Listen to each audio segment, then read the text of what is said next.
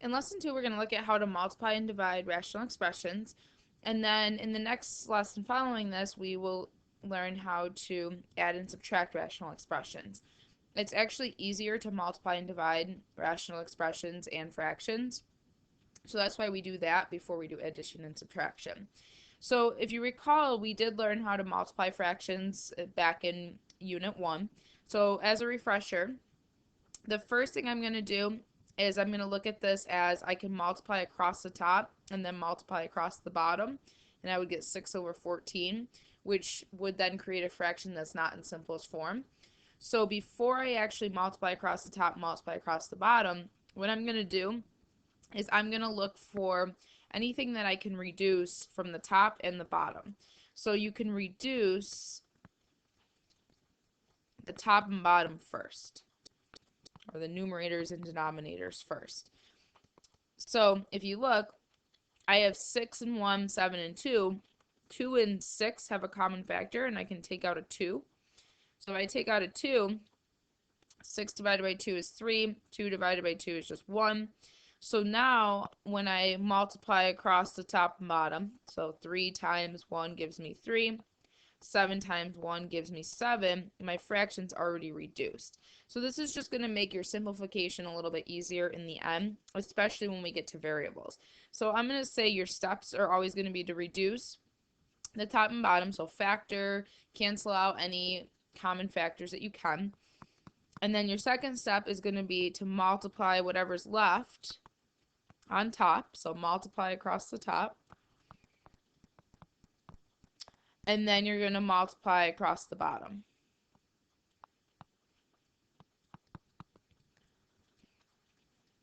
So let's look at an example with variables. So let me first just rewrite this so it's a little bit bigger. So I have 8x to the third over 27y to the 8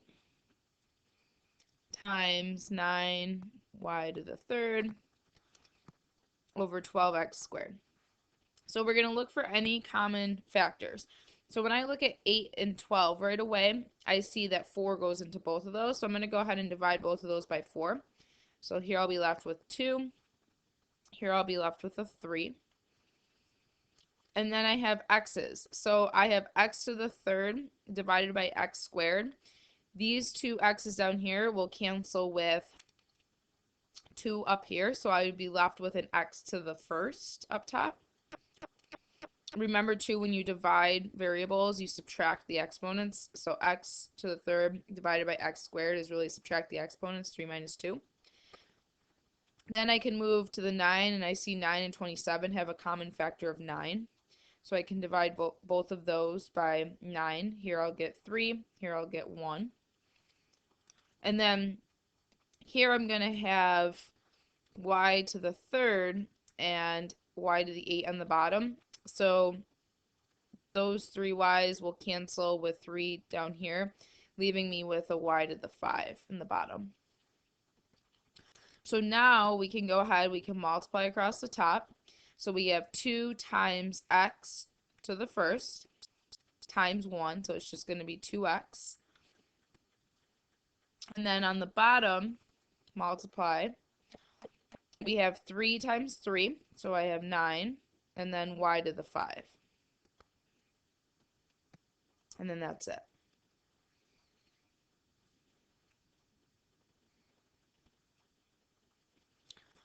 So looking at this next example, what we're going to do is we're actually going to first see if we can reduce this.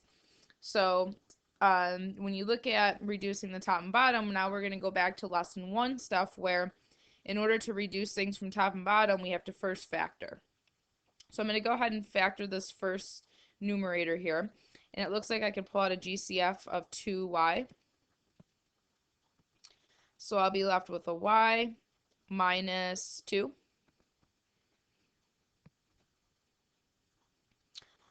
And then on the bottom, it looks like I can pull out a 2. So I'll have y squared minus 1 times, here we have a quadratic factoring. So I'm looking for add, multiply. So I'm going to break it up into 2 sets of parentheses. y, y. I'm going to have opposite signs because I'm multiplying to a negative. Bigger number has to be negative because I'm adding to a negative. So the only numbers that multiply to 3 are 3 and 1. So it's going to be negative 3, positive 1. And then down below, again, add, multiply. So you're going to have two sets of parentheses. You're going to have the same sign here because you're multiplying to a positive, but since you're adding to a negative, they'll both be negative signs. And the two numbers that are going to work here are going to be 3 and 2. So 3 times 2 will give you 6, and then also add to 5. And now we're at the stage where we can cross and reduce anything from the top and anything from the bottom. So now that you have everything expressed as factors or multiplication, you can start canceling things. So here I can cancel y minus 2. I can cancel the y minus 3. I have these 2's that I can cancel. And I'm left with y times y plus 1 all over y squared minus 1. Now you might be thinking, well, y squared minus 1 is a difference of perfect squares, so we can actually break that down further, and you always want to check for that. So sometimes you start reducing these linear terms and you might have a quadratic left. So check for further factoring if that's the case. So I'm going to keep the top, and the bottom is going to become two sets of parentheses, square root each piece, and then opposite signs.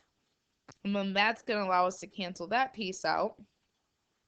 So I'm left with y over y minus 1. And that's it. So it's really just, again, simplifying. The only difference is you can multiply across the top, multiply across the bottom when you're all done. So the next thing we're going to look at is division, which is really multiplication, because when you divide fractions, you really multiply by the reciprocal.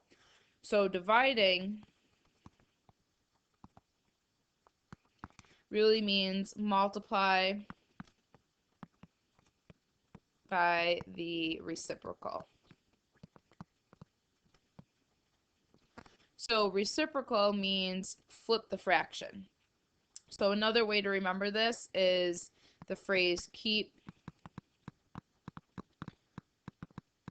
change, flip, which means we're going to keep the first fraction, we're going to change the sign to multiplication, that's where the change comes in, and then we're going to flip the second fraction, which is the reciprocal. So dividing means multiply by the reciprocal. So looking at this first example, we keep the first one, so 6 over 8.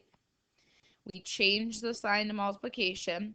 We flip the second one, so 5 over 3. So again, multiply by the reciprocal means change the sign to multiplication and then flip the second fraction. And then at that stage, you want to cancel anything that you can. So I have a 3 and a 6. 3 goes into 6 2 times. And then once I've reduced that, now I have a 2 and 8. And 2 goes into 8 4 times. So now you can multiply what you have on top, which is 5. Multiply what you have on the bottom, which is going to be 4. So we are left with 5 over 4. Same thing applies once you get some variables involved. The only difference is you're going to have to factor. So the first thing I'm going to do is I'm just going to rewrite this so that it becomes multiplying by the reciprocal. So x squared minus y squared over x squared minus 2xy plus y squared. Change the sign to multiplication. Flip the bottom one. So x to the third minus x squared y all over x to the third plus y to the third. So keep, change the sign, flip the bottom. So now we're going to go ahead and we're going to start to reduce these. So each individual piece. So this first piece, x squared minus y squared, that's a difference of perfect squares. So we have xy plus minus. Then we look at this next piece, and it's actually quadratic factoring. The only difference when we do this quadratic factoring is we're going to have an xy xy because of this y squared at the end, but you're still going to look at the numbers as what adds to -2 and multiplies to 1. So we just put these extra y's here because there's a y squared and there's a y in the middle term. So adding to a -2, multiplying to a +1 means you're going to have -1, -1, which you don't really need those ones there, but just so you understand where I got it from. Then we're going to go to the next piece. You can factor out a GCF. GCF is going to be x squared. And then now we have a sum of perfect cubes. So that means you take the cube root of each piece, so x plus y, when you take the cube root of x to the third and y to the third. Then you square the first one, so x squared, plus, or minus, because you always do opposite sign. Multiply those two, so xy, and then square the last term. Add it on. So now you're going to look at how can you cross some things out and simplify. So I have an x minus y and x minus y, because remember that 1 doesn't really need to be there. X minus y, x minus y. I have an x plus y. And then I can't simplify this part here any, because if you look at the numbers, adding to -1 and multiplying to a +1 isn't going to happen. So what we're going to do is we're just going to leave it as x squared over x squared minus xy plus y squared. And that'll be your final answer. So let's try one with 3 fractions. So we're going to start it off the same way. Whenever you have division, first rewrite everything as multiplication by the reciprocal, because then you don't have to worry about which things should be on top, which things should be on the bottom. You'll have it all set where you can just start canceling from top and bottom. So I'm going to start by rewriting. I'm just going to leave everything for right now. So I'm going to rewrite this whole thing. So the next one's multiplication, so that's just going to stay.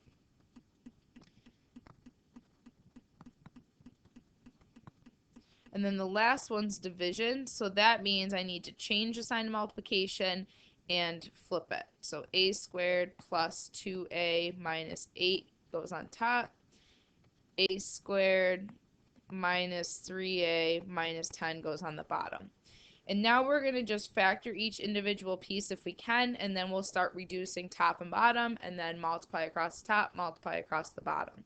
So we have a lot of quadratic factorings here, so we're trying to add to -8 and multiply to 15, so 2 sets of parentheses, A.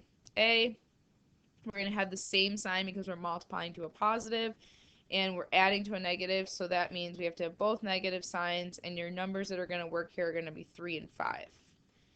Down at the bottom, a plus 4 is just going to stay a plus 4.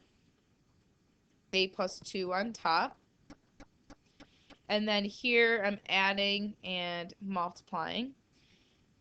A good indication too when you're doing these is, since I have factors of a minus 3, a minus 5, a plus 4, a plus 2, a good indication is I'm going to predict that those factors are going to occur in other fractions, just so that I'm going to be able to reduce this. Now, not all of them have to occur, but it's good, like, if you get stuck on trying to figure out the numbers that work, kind of look at your other factors, and that might kind of help guide you in predicting what other factors you should see. So -5 is what I'm trying to add to, and 6 is what I'm trying to multiply to. So I know I'm going to have the same sign, and they're both going to be negative. So if you look, I have a -3. So -3 times -2 is going to get me +6, and it'll also add to -5, so that works. Then I go over to the next one here. Again, add, multiply. So multiplying to a -8 means you're going to have opposite signs. The bigger one's going to be positive if I'm adding to a 2. So it looks like I could use 8a plus 4. If you look, I have that already, so that's a good sign. And then I have a minus 2, which is good because I already have that in the denominator. So I'm going to be able to cancel a lot of these factors. Then the last one here is going to be two sets of parentheses, a. You're going to have opposite signs because you're multiplying to a negative. And then you're going to add to a negative, so the bigger number has to be negative. So we have negative 5 and 2. So now I'll start crossing things off anywhere from top and bottom. So a minus 3 I have, a minus 5 I have, a plus 2, a plus 4, and a minus 2. So everything canceled, which means I had the same thing divided by itself, which means my answer is 1. I think the most common mistake I've seen with this is that people have said 0 is the answer, but you don't get 0 here. You have to think about it as you divided something by itself. 3 divided by 3 is 1. 5 divided by 5 is 1. So all of this stuff divided by itself is going to equal 1. So just be careful with that when everything cancels. Okay, so just two more examples. So again, here we're just multiplying, so we don't need to rewrite it as multiplying by the reciprocal. So all we're going to do is go right into factoring this. And since I have 4 terms in each of these, that's a good indication that I'm going to do factor by grouping. So what I'm going to look for is there a GCF that I can take out of the first 2 terms and then out of the second 2 terms? So I can take out an x out of the first 2 terms, so I would have a plus b. And then my goal is to get a plus b when I factor out the GCF. So I could factor out a y, and I would get a plus b. Then I'm going to go to the bottom, split it. I could factor out an x again, so I'm going to get a minus b. And then here I could factor out a negative y. The reason why I'm choosing a negative y is because this plus here I need to become a negative so that I have the same term. So I'm going to factor out a negative y so that I'm left with a minus b. Then I keep the multiplication. So then I go over to the next piece. I can factor out an x, so I'm going to have a plus b. And then here, I'm going to be able to factor out a negative y so that this sign here changes to a plus because, again, I want to get that a plus b. So I'm going to factor out a negative y, and I'll be left with a plus b. And then on the bottom, I'm going to split it again. I have x that I can factor out, so I have a minus b. And then I have a plus y because I already have the minus in the middle, which is what I want. So I have a minus b, which is left. And then now we have to pull out those factors. So I have on top, I factor out the a plus b. So when I factor the a plus b out, I'm left with x plus y. On the bottom, when you factor out a minus b, you're left with x minus y times. On top here, I factor out this a plus b. And remember, whenever you factor, you're always left with a product because you're asking yourself, what do I have to multiply a plus b by? And it would have to be x minus y. You're basically undistributing. So x minus y. And then on the bottom, a minus b, you take out, you'll be left with an x plus y. So if you think about if you were to distribute this a minus b, you would have a minus b times x, a minus b times y. So that's why it has to be multiplication. So now I'm at the stage where I can start canceling things. So it looks like I have an x minus y and an x plus y that I can cancel. And you cannot cancel these. They're very similar, but you can actually cancel them. So what we're going to do is we're left with a plus b times a plus b, which really means a plus b squared. And on the bottom, you're left with an a minus b squared. And you can actually rewrite this since the entire top of your fraction is squared and the entire bottom is squared. you could rewrite this as the entire quantity squared. So a plus b over a minus b all squared. So that's actually the best way to write it. And then the last one here, I just wanted to show you one where you didn't start with two fractions. So basically, if you look at this, the left-hand side is not written as a fraction, but you can write it as a fraction. You can always put any kind of whole number or any expression over 1 and make it a fraction. So then what I have here is 3 times x minus 2 times x minus 1 all over 1 times 5, and then we can factor this piece here. So I'm looking at add, multiply for quadratic factoring. Split up your x's, and I have multiplying to a positive, which means I have to have the same sign, adding to a negative, which means negative, and the only numbers that multiply to 2 are 2 and 1. And now look at canceling, so x minus 2, x minus 1, and then you multiply across the top, so 3 times 5 gives me 15. Multiply across the bottom, you get 1, so 15 over 1 is just 15. So that's it for that. So remember, the process is always reduce first. Well, first you have to factor if it's an algebraic expression. So factor, reduce from top and bottom, and then multiply across the top, multiply across the bottom, and make sure your final answer is reduced.